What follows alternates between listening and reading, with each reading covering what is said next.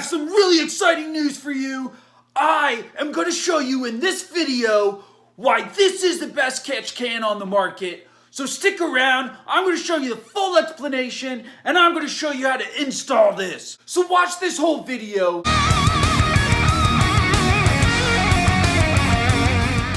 This catch can isn't just for the car that you're about to see the installation and explanation on.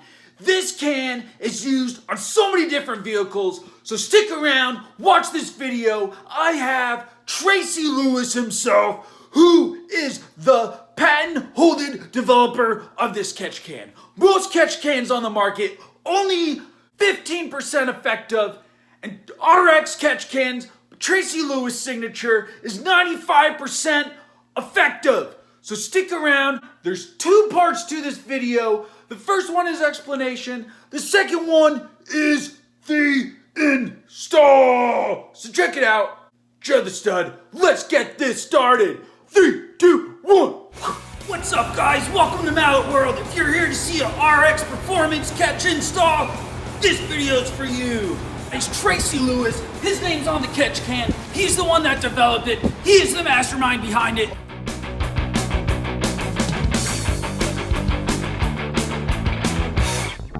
Hold the patent on it. Patent issued, guys. Tracy Lewis Catch Cans, rxcatchcans.com. Click on the description below. Check out the link. Check out the website. Thank you, Tracy Lewis. All right. Woo! Yeah, your videos always look pretty good. Oh yeah, Tracy Lewis loves my videos, so you should too. Subscribe.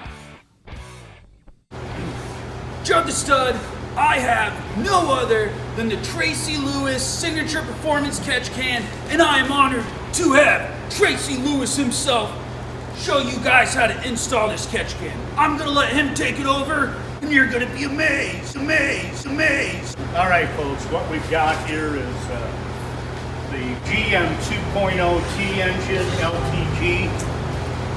This comes in the Cadillac ATS, Camaro, 4-cylinder turbo. A ton of GM platforms use this.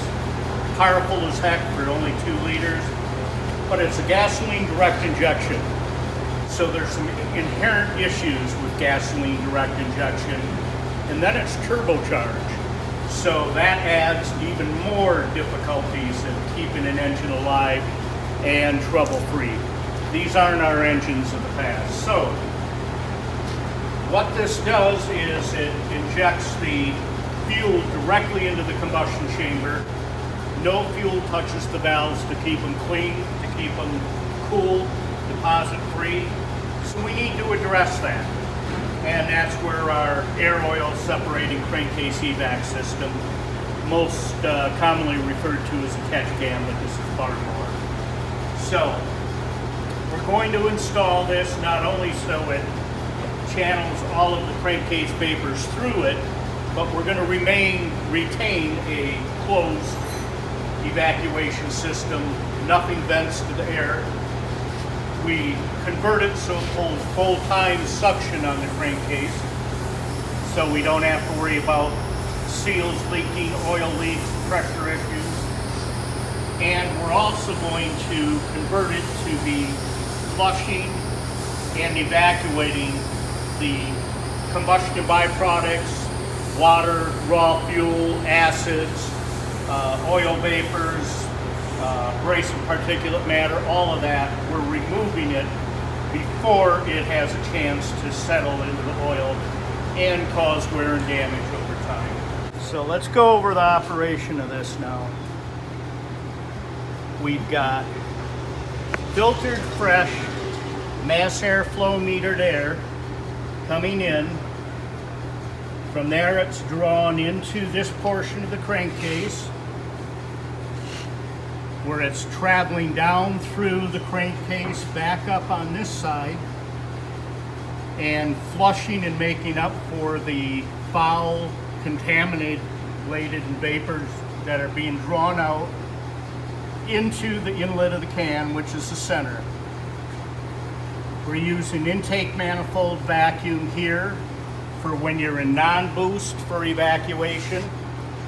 and we're using the Venturi generated vacuum from the turbo inlet on this side.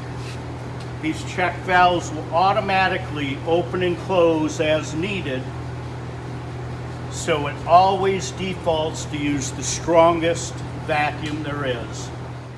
Let's install this. So the first thing we're going to do here is do a quick disconnect right here. He's got the Mishimoto cold air intake tube here. Nice design. So this is retained in by 10 millimeter head M6 bolt.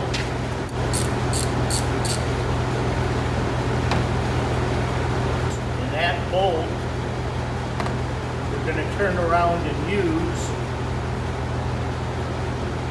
on the bracket to mount the can.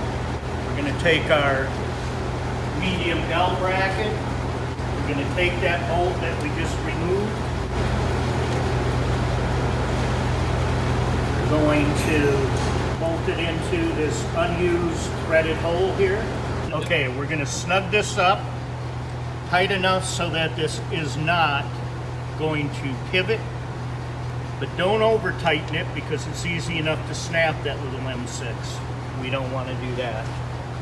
Our clamp and a flat blade screwdriver, you're going to slide it into the slot so you can spread it, and that's going to allow you to slide it up to where you're going to want it on here.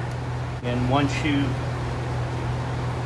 test fit, so you've got it at the right height, we're going to tighten these to 11 millimeter or 7/16. We're going to hold the bolt. We're going to tighten up the nut, and once that's tight, make sure it's on there square. We're going to take loose these 1/4 bolts. You can see the two threaded holes onto the clamp itself. Snug those up, tighten those, and the can is mounted. Now, we're going to be taking this, and these are difficult. The tool for this is basically a GM tool. It's hard to get in. Quick disconnect fuel line tool will work, but we're not going to be reusing this, so it's easy enough to just give it a little pry and they'll pop right off. Next thing we're going to do is the same thing right here.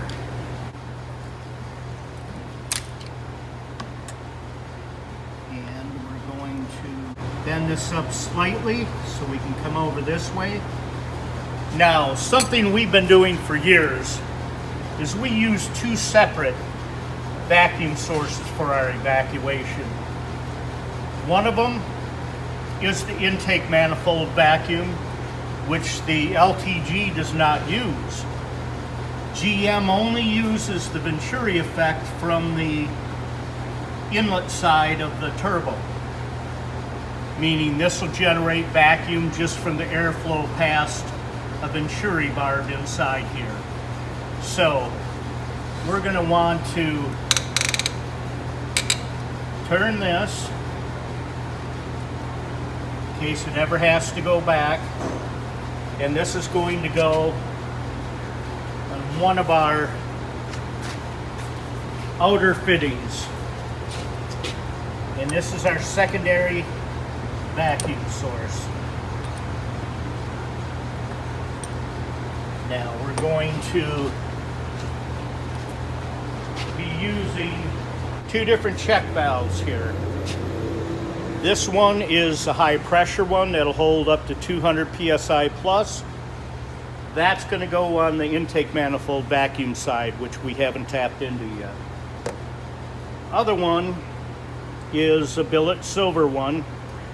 This will hold up to 10-12 pounds of boost, but we're putting it on the Venturi side, so it's never going to see full boost pressure inside of it. And it has an arrow on it for the flow. Blow through it to make sure. We're going to take a little piece of 3/8 hose here, and we'll slide a section on here.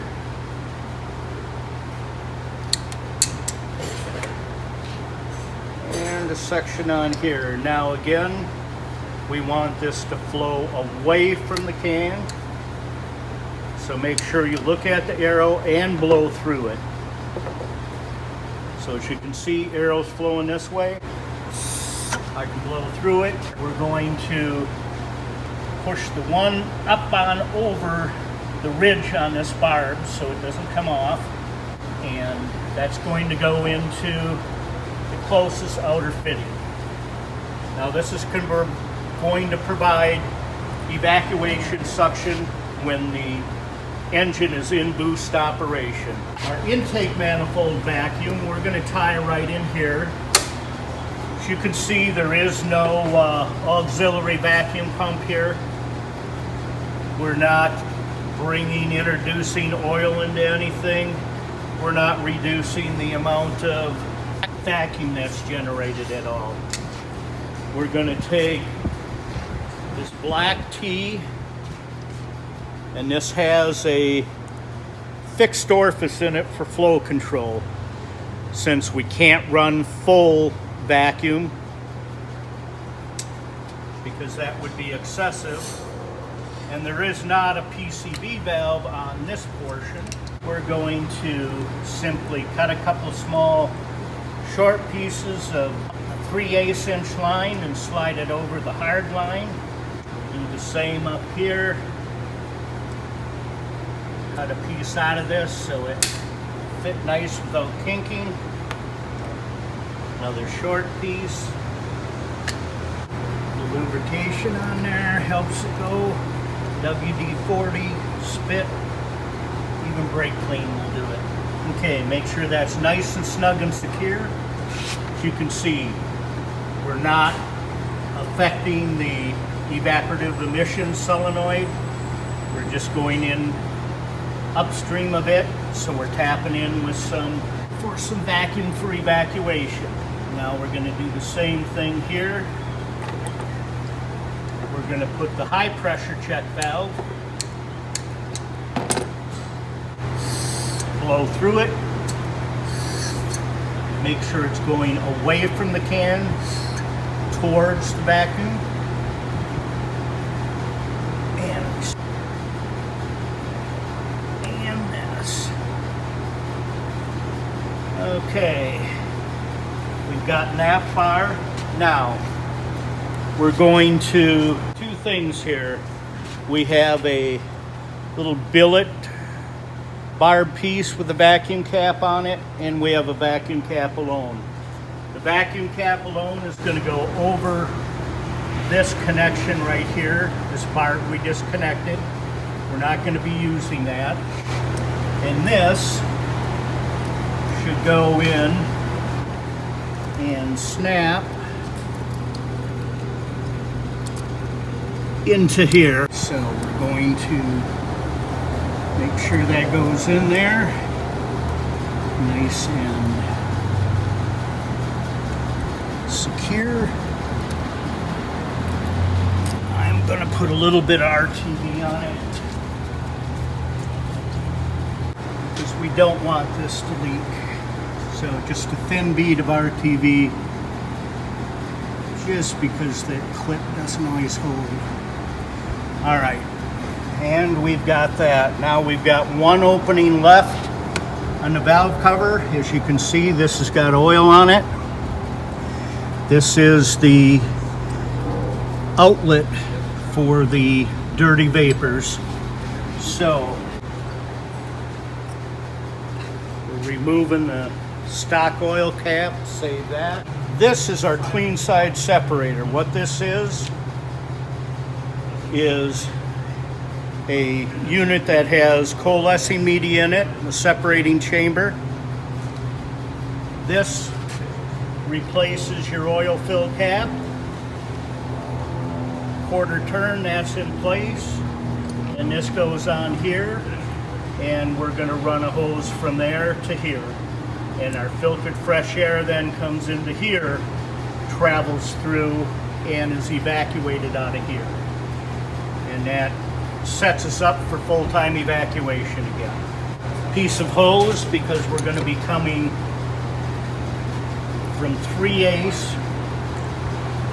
up to 1/2 inch. And we're going to turn this one this way as well. This is our 3/8 to 1/2 inch transition barb. We'll come into this, and then we need to just go into this fitting right here. And it's going to be a little stiff to go on there. Put some lubrication on it, and then try to work that up on until that's good and snug. Got one more connection. We send another OEM fitting so you don't have to take apart any of your stock lines. You're going to measure this, cut it, and that's it, complete. So what we'll do right now is start this thing up. Make sure we don't have any leaks. We want to make sure that this is working. So if we would take this off and feel that suction. Now we're pulling suction on the crankcase. Before there was only pressure present unless you were into boost, and the Venturi vacuum began to come into play. This is going to use it when you get into boost. This is providing it at idle deceleration. And you're good to go. There you have it, guys. Tracy Lewis. His name's on the catch can. Patent issued, guys. Tracy Lewis catch cans. Check it out. Click the link below at rxcatchcans.com. Click on the description below. Check out the link. Check out the website. We'll see you guys next time on Mallett World. If you like this car video, click on the link right up here and check out the other. Thank you, Tracy Lewis. All right. Woo! See you next time on Mallett World.